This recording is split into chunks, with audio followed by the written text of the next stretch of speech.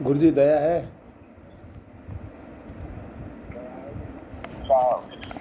जी गुरु जी। आज आवाज आ रही है? हाँ आ रही है गुरु जी, आ रही है।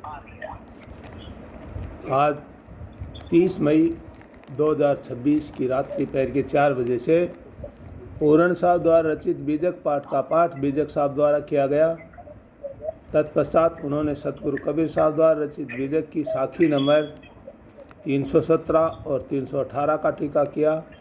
इसी क्रम में मैं सतगुरु कबीर साहब द्वारा रचित बीजक की साखी नंबर 317 और 318 का टीका जो पूरण साहब ने किया वो प्लस मैं अपने विवेक से बताने की कोशिश करूँगा।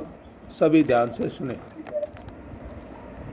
मैं चितवत हो तो ही को, तू चितवत कछु और, लानत ऐसे चित पर एक चित दुई ठोर। इसमें सतगुरु कबीर साहब समझाते हैं कि हे जिज्ञासु, मैं तो तुझे देख रहा हूँ लेकिन तू तो कुछ और ही देख रहा है।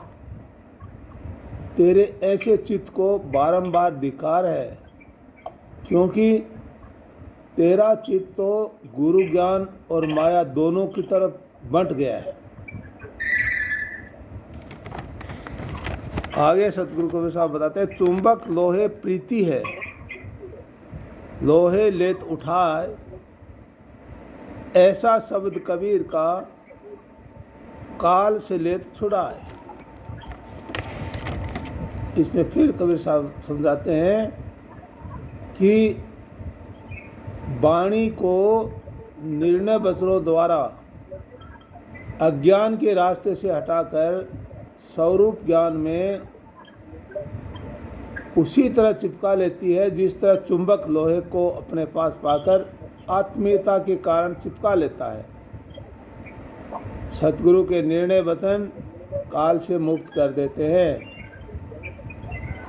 तो आज की ये दो साखी है, इसमें सतगुरु कबीर साहब ने यही बताया है कि गुरु कहते हैं कि मैं तो तुझे देख रहा हूँ लेकिन तेरा ध्यान कोई और ही है, तू और किसी को ही देख रहा है। तेरा ध्यान तो दो जगह बंट गया है, माया की तरफ और गुरु के ज्ञान की तरफ। दोनों जगह बंट गया है, एक जगह नहीं है।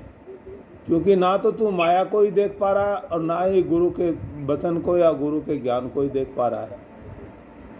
तो तेरे ऐसे जो चित्त है, तेरा जो मन है, उसके ऊपर बार बार धिक्कार है, ऐसा सतगुरु कबीर साहब ने बता रहे हैं। और वो आगे और उदाहरण भी देते हैं कि ज्ञान तो एक ऐसा